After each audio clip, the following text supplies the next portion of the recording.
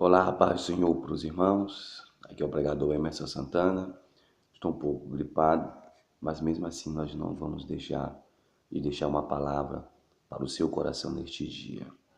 Eu gostaria de falar sobre a Páscoa do Senhor.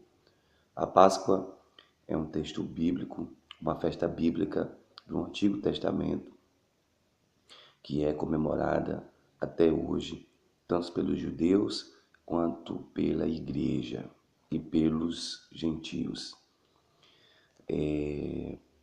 Bom, o texto da Páscoa encontra-se no livro do Êxodo, no capítulo de número 12, a partir do versículo 3, que diz: Deus dizendo: Falai a toda a congregação de Israel, dizendo: Aos 10 deste mês, cada um tomará para si um cordeiro, segundo a casa dos pais, um cordeiro para cada família. Mas, se a família for pequena para um cordeiro, então convidará ele o seu vizinho mais próximo, conforme o número das almas, conforme o que cada um puder comer. Por aí calculareis quantos bastem para o cordeiro. O cordeiro será sem defeito, macho de 1 ano. Podereis tomar um cordeiro ou um cabrito, e o guardareis até ao 14º dia deste mês. E todo o ajuntamento da congregação de Israel o imolará no crepúsculo da tarde. Tomarão do sangue e o porão em ambas as ombreiras e na verga da porta, nas casas em que o comerem. Naquela noite comerão a carne assada no fogo, com pães asmos, e ervas amargas a comerão. Não comereis do animal nada cru, nem cozido em água, porém assado ao fogo, a cabeça, as pernas e a fressura. Nada deixareis até pela manhã, o que porém ficar pela manhã, até pela manhã, queimá-los-ei.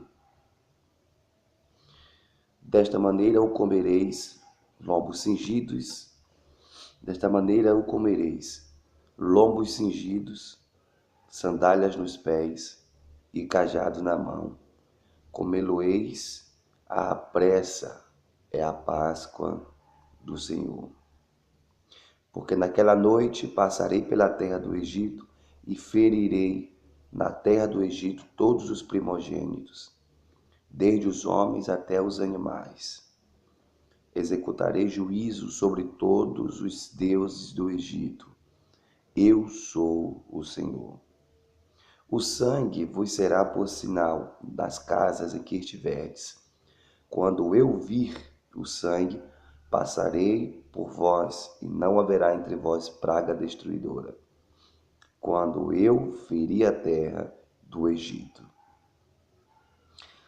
Este dia vos será por memorial, e o celebrareis com solenidade. Nas vossas gerações o celebrareis, por estatuto perpétuo.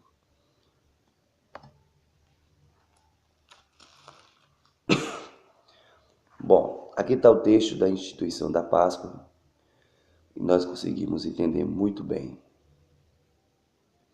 Bom, essa festa ela serviu e serve como memorial da libertação do povo de Israel, dos filhos de Israel, do povo hebreu, a saída, a libertação do Egito. Eles que estavam ali sendo escravizados, embora não entraram no Egito como escravos, entraram a convite pelo o faraó que se levantou na época de José. Nós conhecemos a história de José, que Deus honrou, o fez governador, e a partir dali, da terra de Gósen, foi onde os filhos de Israel, o povo hebreu, se estabeleceu.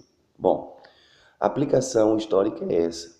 Agora, a aplicação profética. A aplicação profética ela se dá pelo fato de, primeiro, que o cordeiro ele era separado no dia 10 de Abib, ou no dia 10 de abril.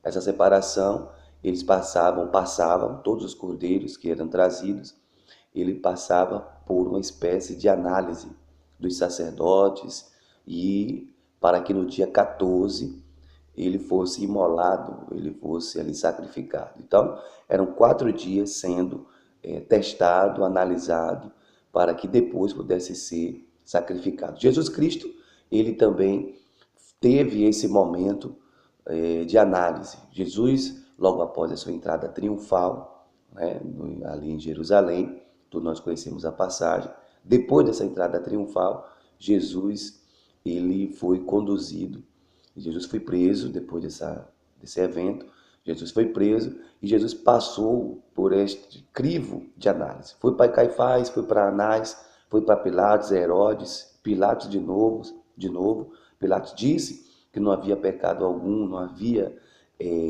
culpa alguma, ali provando que Jesus era o Cordeiro perfeito, porque o Cordeiro tinha que ser sem mancha, tinha que ser sem culpa mesmo, de verdade. E Jesus passou por esse crivo, depois foi lançado para a população julgar, e ali, por interesse e também por plano de Deus, Jesus também passou no crivo da população. Por isso que alguns dizem que a voz de Deus, a voz do povo é a voz de Deus. Não tem nada a ver. E o que me chama a atenção é o seguinte, é que o povo, eles gritaram, prenda Jesus e solte Barrabás.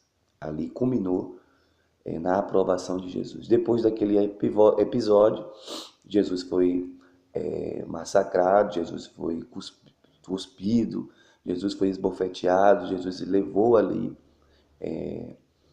cerca de 465 cortes, ou 468, no seu corpo.